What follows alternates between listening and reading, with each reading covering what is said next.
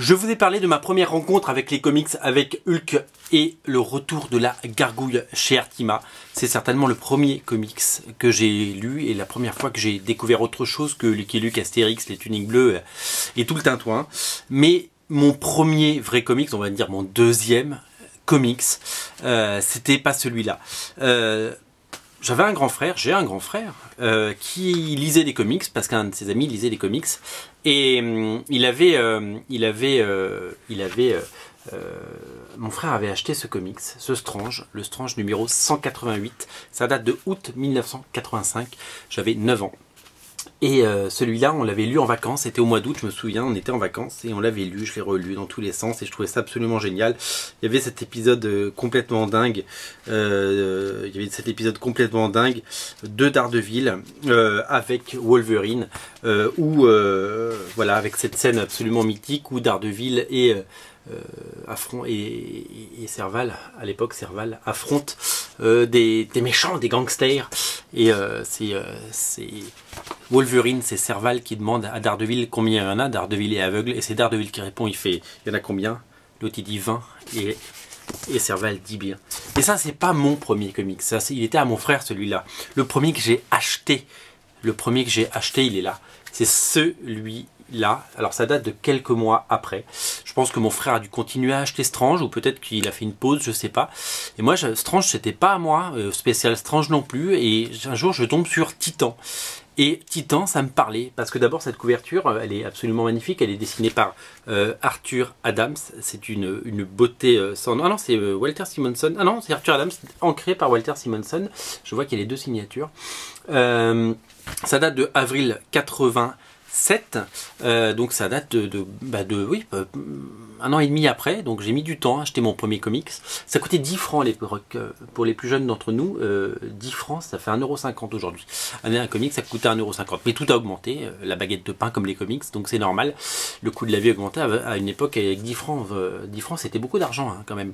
Je suis tombé sur cet épisode et j'ai commencé les comics avec ça. Et en lisant ce comics, ce Titan numéro 99, j'ai été picousé à mort et pour toujours puisque je suis tombé amoureux des comics ce jour-là.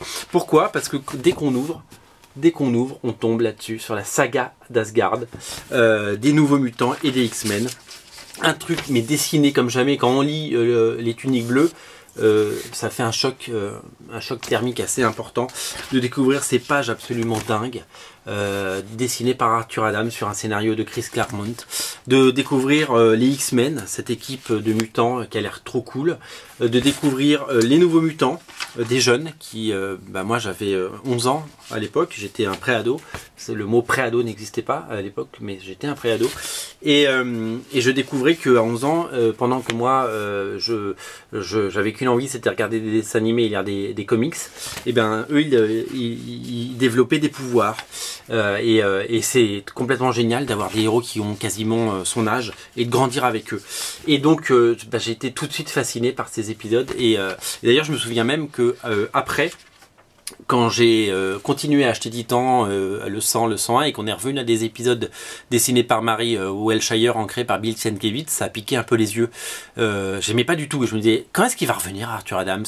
J'avais compris qu'il y avait des dessinateurs différents. J'avais compris que il bossait pendant un temps sur une série et qu'il partait, il revenait. Mais j'avais pas, je me disais mais il va revenir quand, j'avais pas compris qu'il reviendrait jamais en fait. Enfin qu'il reviendrait mais sur d'autres séries, d'autres annuals des X-Men et d'autres séries bien plus tard parce qu'il continue sa brillante carrière. Voilà, j'ai eu un coup de foudre absolu pour ce comics.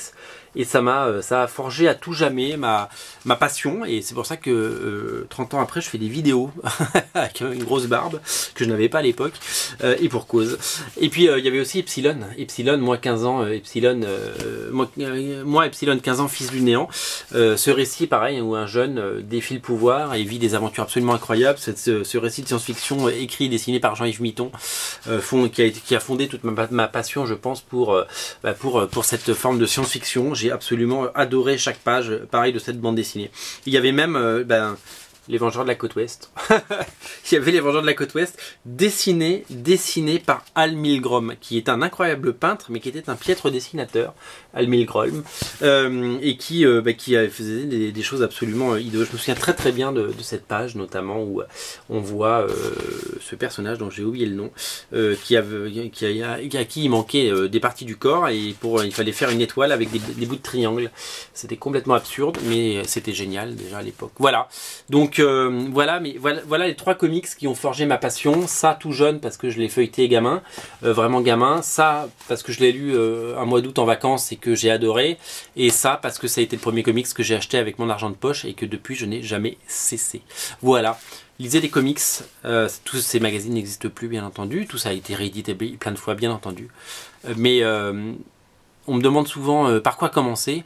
Eh ben, il faut commencer par ce que vous voulez dans les comics. Vous allez chez votre marchand de journaux, vous allez dans une librairie, vous regardez quelque chose qui vous plaît parce que la couverture est jolie comme ça, vous l'achetez, vous le lisez. Si ça vous plaît pas, bah, vous essayez autre chose. Si ça vous plaît, il faut continuer et il faut creuser toujours. C'est trop bien tout ça. Salut!